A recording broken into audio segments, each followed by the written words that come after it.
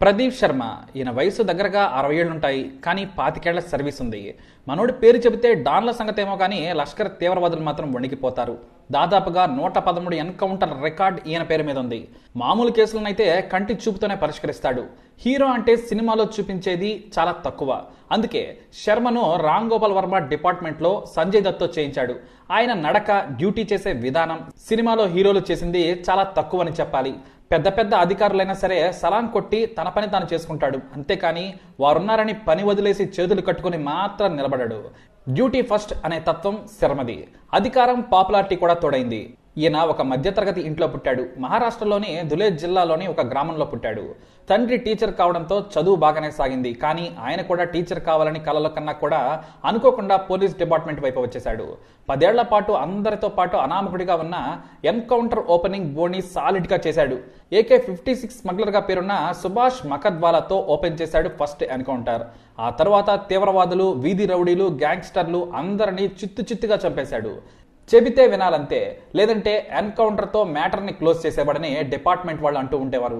ఇక మహారాష్ట్రలో పొలిటీషియన్స్ ని కూడా వణికించి పారేశాడు. బాలీవుడ్ యాక్టర్స్ మాదిరిగానే శర్మ అంటే ముంబైలో బిగ్ సెలబ్రిటీ. అందుకేనేమో ఆయన మీద చాలా ఆరోపణలు కూడా వచ్చాయి. 2003లో బాంబ్లాస్ట్ నిందితుడు ఖ్వాజా యూనిస్ ప్రదీప్ ఇంటరాగేషన్ లోనే చనిపోయాడు. దీంతో అతనికి అండర్ వరల్డ్ డాన్ దావూద్ తో లింకులు ఉన్నాయనే ఆరోపణలు వచ్చాయి. నిజాలు బయటకు రాకుండా చంపేశాడనే రూమర్స్ కూడా వచ్చాయి. ఆ తర్వాత మాలాడ్ లో భూ ఆక్రమణ ఆరోపణలు వచ్చాయి. ఆ తర్వాత 2006లో చోటా రాజన్ అనుచరుడు లఖన్ భయ్యాను ఒక ఫేక్ ఎన్కౌంటర్లో చంపేశాడని 21 మంది పోలీసులతో పాటు ప్రదీప్ శర్మను కూడా అరెస్టు చేశారు. 2013లో ముంబై కోర్టు ప్రదీప్ శర్మపై వచ్చిన ఆరోపణలను మొత్తాన్ని కొట్టేసింది. ఆ తర్వాత కేసు హైకోర్టుకి వెళ్లడంతో ఆయన మళ్లీ కాకి చొక్కా వేసుకోలేదు. ఇప్పుడు అక్కడ కూడా క్లియర్ కావడంతో మళ్లీ థానే ఏసీపీగా డ్యూటీలో జాయిన్ అయ్యారు ప్రదీప్ శర్మ. ఇక మరో పేరు దయానాయక్. ఈ పేరు చాలా మందికి పరిచయమే. ఎన్కౌంటర్ స్పెషలిస్ట్ దయానాయక్ కంటే ముంబై అండర్ వరల్డ్ గజగజ వణికిపోతుంది. దయా స్పాట్ పెడితే దుబాయ్లో ఉన్న డాన్లకు ఫేవర్ వచ్చేస్తుంది. ఒక ఆర్డినరీ సబ్ ఇన్స్పెక్టర్ క్రిమినల్స్ కి దడ పుట్టించేశాడు. తన మీద ఎన్నో ఆరోపణలు వచ్చినా కూడా, అరెస్ట్ అయినా, అక్రమంగా ఆస్తులు సంపాదించారని చెప్పినా కూడా మళ్లీ తన పోస్టు తాను దక్కించుకున్నాడు. ఒక ఆర్డినరీ సబ్ ఇన్స్పెక్టర్ పేరు దేశమంతా తెలియడానికి గల కారణం దయా ధైర్యం. డ్యూటీలో ఉంటే ఎవ్వరికీ భయపడడు. అరెస్టు చేస్తే లొంగిపోవాలంతే. తుపాకీ చూపిస్తే నిర్దాక్షిణ్యంగా కాల్చిపారేస్తాడు. అలా దాదాపుగా 83 మందిని లేపేశాడు. ఇది ఆయన చెప్పే నంబర్, కానీ అది 100 దాటిందని డిపార్ట్మెంట్ వాళ్ళు అంటారు. ఇక ఇతని పేరు మీదనే అబ్ తక్ చెప్పన్ సినిమా కూడా వచ్చింది. ఇతర భాషల్లో కూడా చాలా సినిమాలు వచ్చాయి. టెంపర్లో ఎన్టీఆర్ క్యారెక్టర్ కూడా ఇన్స్పిరేషన్ దయాదే. ఇక దయానాయక్ అసలు పుట్టింది కర్ణాటకలోని మంగళూరు దగ్గర ఒక మారుమూల గ్రామంలో. 7వ తరగతి వరకు కన్నడ మాధ్యమంలోనే చదువుకున్నాడు. కానీ కుటుంబం పరిస్థితి ధైర్యంగా ఉండడంతో తల్లి కోరిక మేరకు ముంబైకి చేరుకున్నాడు. అక్కడ హోటల్లో టేబుల్స్ క్లీన్ చేసేవాడు. అదే హోటల్ ఓనర్ దయాకు చదువు మీద ఇంట్రెస్ట్ ఉందని గమనించి స్కూల్లో చేర్పించాడు. ఆ తర్వాత హోటల్లోనే పని చేసుకుంటూ డిగ్రీ వరకు చదువుకున్నాడు. దాదాపుగా 9 ఏళ్లు హోటల్లో కప్పులు కడిగాడు. ఆ తర్వాత ప్లంబర్ కింద పనిచేశాడు. అప్పుడు నెలకు 3000 సంపాదనతో ముంబైలో తాను బ్రతుకుతూ ఇంటికి కొంత పంపేవాడు. ఇక ఆ తర్వాత ముంబైలో పోలీస్ రిక్రూట్మెంట్ భారీగా జరుగుతుందని తెలియడంతో అప్లై చేశాడు. ఎత్తు కూడా సాలిడ్ గా ఉండడంతో ఎగ్జామ్ కూడా సులభంగా పాస్ అయిపోయాడు. ఇక ట్రైనింగ్ పూర్తి కాగానే హీరోలా జాబ్ లో జాయిన్ అయిపోయాడు. పై అధికారులు ఎక్కడికి వెళ్లమన్నా సరే మారు మాట్లాడకుండా డ్యూటీని పక్కాగా చేసేవాడు దయ. 1996లో జూహీ పోలీస్ స్టేషన్ లో పోస్టింగ్ రాగానే తానేంటో చుట్టుపక్కల అతి తొందరగా తెలిసిపోయాడు.